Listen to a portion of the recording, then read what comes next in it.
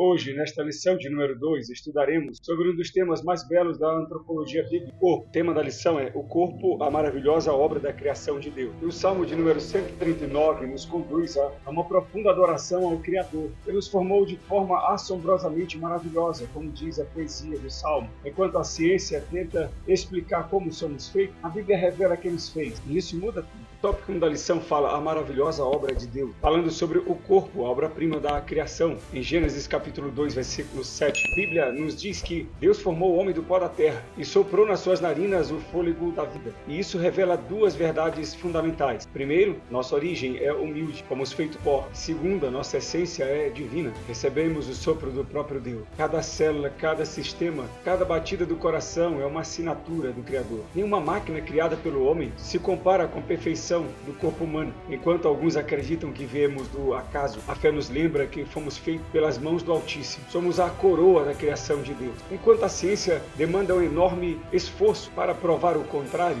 descansamos na certeza de que somos obras de Deus, feitos à imagem e semelhança do Criador. Para isso é necessário fé, porque não há processo igual a esse hoje. De Gênesis capítulo 2, versículo 7, o autor da lição diz em seu material de apoio: por isso, em vez de insistir em compreender o incompreensível, o melhor caminho para o homem é render-se à soberania do Criador e reconhecer o seu eterno poder. Ao contemplar as suas inexplicáveis obras, só nos resta louvá-lo, como fez Davi, com a alma serena e tranquila. O autor ainda cita Romanos capítulo 1, versículos 19 e 20. Porquanto o que de Deus se pode conhecer neles se manifesta, porque Deus lhe manifestou. Porque as suas coisas invisíveis, desde a criação do mundo, tanto o seu eterno poder como a sua divindade, se entendem claramente pelas coisas que estão criadas, para que eles fiquem inexcusáveis.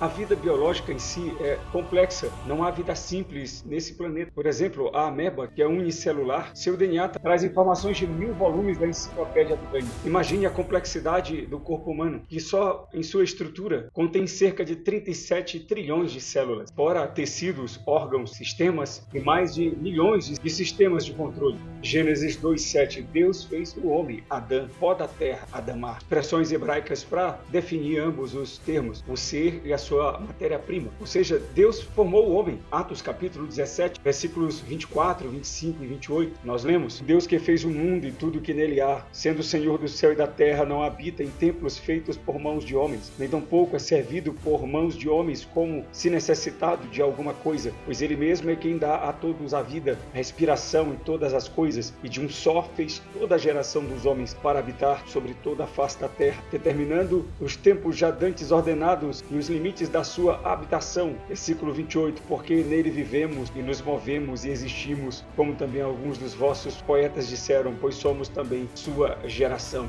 Que o iluminismo, o nacionalismo, o cientificismo tentaram determinar pela arrogância da sabedoria humana. Deus nos revelou pela sua palavra, Bíblia Sagrada. A arrogância da mente caída do homem reduz o ser humano a apenas um ser biológico e uma criatura racional. Mas a verdadeira ciência documenta a criação de Deus. Deus é o autor da vida, como afirma o Salmo de número 139. Tu me formaste no ventre de minha mãe, e os teus olhos viram meu corpo ainda informe. Deus não apenas cria o homem, ele planeja, conhece e sustenta a vida humana. Mesmo antes de nascermos, ele já sabia cada detalhe de quem seríamos. Ciência moderna, quando embasada em seus conhecimentos e pesquisas, sem influências ideológicas ou movidas pelo ateísmo, com seus estudos genéticos, confirma a verdade bíblica. Alguém pode afirmar, se é por fé, então já se nega a ciência. A Bíblia não é um livro científico, mas a verdadeira ciência não nega as Escrituras. Afinal de contas, até a verdadeira ciência depende da fé. Fé e ciência não são diferentes. A ciência só busca padrões por achar que eles estão ali, por crer que eles existam em algum lugar. E de fato, ela os encontra porque uma mente inteligente formou todas as coisas. Foi uma mente inteligente que criou tudo que existe. E a ciência só consegue explicações de fenômenos, padrões, que eles são inteligíveis, ou seja, são compreensíveis e explicáveis. A biologia, que faz parte também, é uma pregação eloquente de Deus e do criacionismo. E as grandes mentes científicas da história criam em Deus. Ouviu-se recentemente muita expressão: nós cremos na ciência porque a ciência é definitiva. De fato, não é. A ciência muda constantemente. Ela é um processo contínuo de descoberta, onde novas ideias e tecnologias refinam ou substituem ideias antigas, teorias antigas. Essa mudança constante não significa que a ciência falha, de forma alguma, mas sim que ela está sempre buscando compreender, ou buscando uma melhor compreensão, ou buscando uma compreensão mais precisa e completa do mundo. O método científico que envolve a observação e experimentação continua o mesmo, enquanto as explicações e as teorias são constantemente atualizadas, com base em novos dados e ferramentas. Não é o caso da teoria da gravidade de Newton, que é uma aproximação da teoria da relatividade de Einstein. Durante o recente episódio da pandemia, nós vemos as teorias mudarem sobre a transmissão do vírus. Para a ciência, a mudança é importante, porque traz mais conhecimento e evolução. Mais uma vez, isso não quer dizer que a ciência é falha. Como é de conhecimento geral, a ciência não busca a verdade, mas processo de soluções para controlar e prever os fenômenos. Alguns anos atrás, uma descoberta de pesquisas genéticas descobriram que herdamos um gene 47º, que esse não fica na qualidade dos genes mais comuns, porque ele fica dentro da mitocôndria, que é uma parte das células, que foi denominado pela ciência de DNA mitocondrial, ou EVA mitocondrial, alegando os cientistas que descobriram a mãe de todos os viventes, uma ancestral datada de 150 a 200 mil anos, de quem herdamos um DNA mitocondrial. Segundo os cientistas, essa é a ancestral mais recente, de quem todos os seres humanos descendem.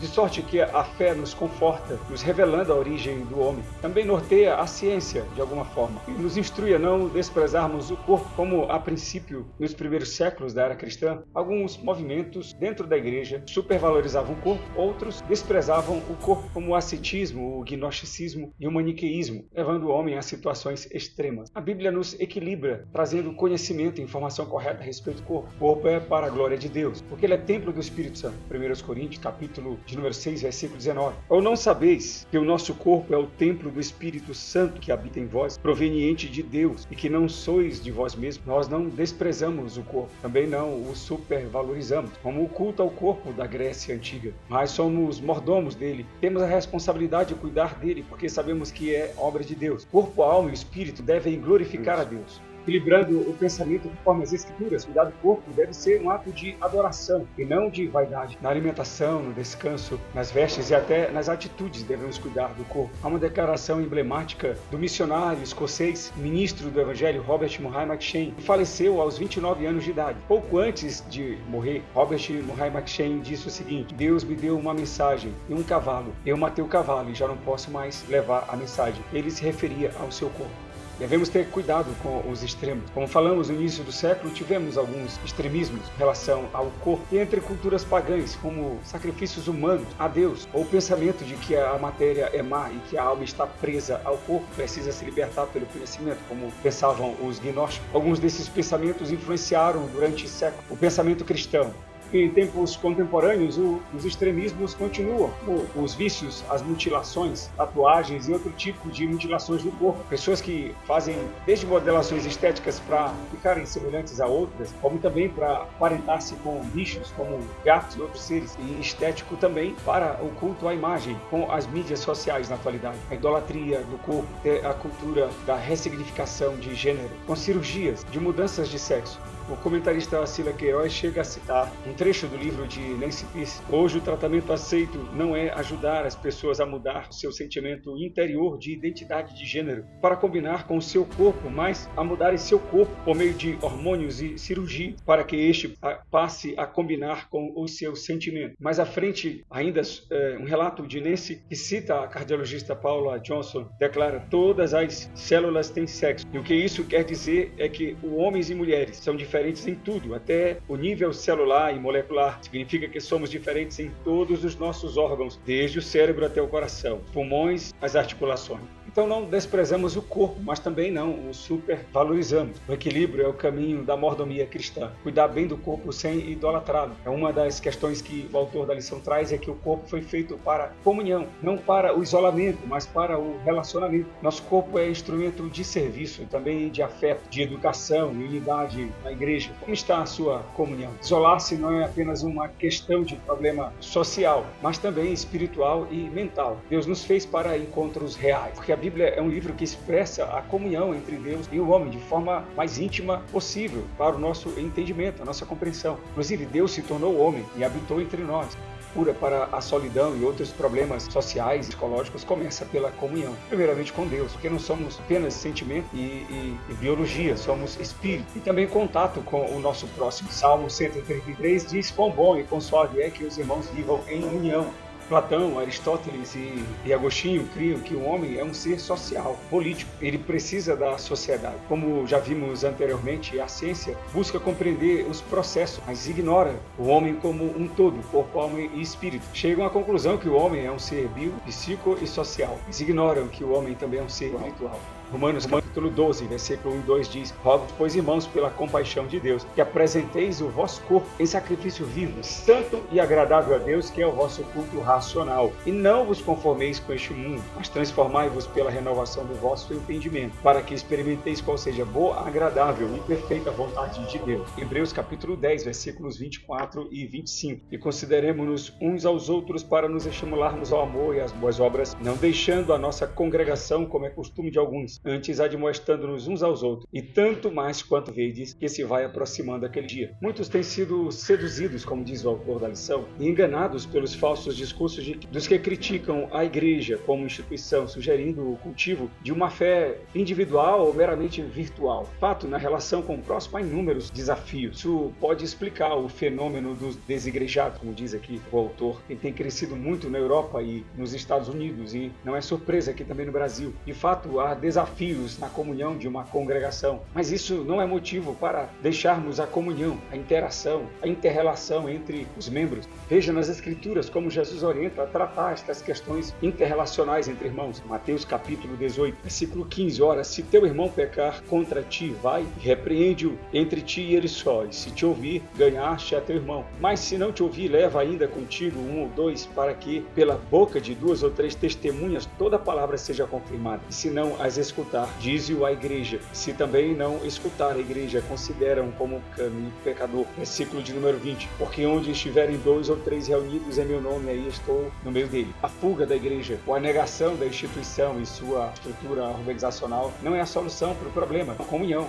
Em seu livro de apoio, o autor cita o caso do cego de Jericó. Conquanto se reconheça que em muitos casos, em certos momentos, seja desafiante permanecer firme na comunhão diante de experiências comunitárias, dificilmente o verdadeiro discípulo de Cristo firma a sua fé nele e não dá ouvidos à multidão que tenta impedi-lo a seguir o mestre, como fez o cego de Jericó, e repreendido para que se calasse, gritava ainda mais pelo filho de Davi. Ele sabia bem qual era a sua necessidade, tinha consciência de que, embora aquela estrutura estivesse repelindo, Jesus estava no meio. Lucas capítulo 18, versículo 35 a 39. A rejeição à igreja como instituição é uma prática antibíblica e altamente prejudicial à verdadeira vida cristã. Rejeitar a igreja não é a solução, negar a eficácia da sua estrutura, as suas relações disciplinares, suas regras e as correlações que existem dentro de uma congregação não são o problema. De fato, fazem parte da solução. Por falar em regras, correlação e estrutura organizacional, a igreja precisa continuar vendo o homem como um todo, corpo, alma e espírito. Não podemos focar os nossos ambientes de culto apenas ao atrativo visual, o marketing, a exposição midiática. E também não só tratar os nossos cultos como ambientes almáticos, sentimentalistas, apelativos às emoções, mas entender que o homem é corpo, alma e espírito. Reverência, temor a Deus e o uso correto dos dons, conforme as Escrituras, deve ser praticado nos cultos cristãos. Cultos no sentido vertical e horizontal. Cultos que busquem de Deus para o homem e do homem para agradar a Deus. E aí entra o cuidado com a exposição midiática e o uso da tecnologia no ambiente do culto. Uma pergunta aqui do autor. A pergunta é: o uso que estamos fazendo da tecnologia é realmente necessário? Ou é a expressão de um mero modismo diante da crescente virtualização da vida? Não podemos permitir que a tecnologia roube nossa atenção e comprometa nosso culto a Deus. Infelizmente, muitos cultos, o ambiente de culto, já viraram um espetáculo. Não há a preocupação imediata em se posicionar diante de Deus, mas talvez se posicionar diante de uma câmera. A intimidade necessária ao culto, a reverência necessária ao ambiente, às vezes é roubada pelo flash, pelo desejo de selfie, filmagens, fotos, drones, luzes ou os ângulos necessários para se gerar o ibope necessário. Será que nossa intimidade não está sendo exposta a um preço muito alto e nossa adoração comprometida? Conclusão da lição diz: a verdadeira adoração ao Criador abrange a integridade do nosso ser, que inclui todo o nosso corpo. Conhecer-se como obra das mãos de Deus leva-nos a nos render à sua soberania e permanecer confiando em seu eterno poder. E saibamos possuir nosso corpo em santificação e honra. Lembre-se, como disse alguém, o seu corpo é a única Bíblia que algumas pessoas irão ler. Que ele proclame a glória do Deus que o criou. Ore para que a sua vida glorifique a Deus em tudo, tanto física como espiritualmente. Tenha uma boa aula e que Deus abençoe.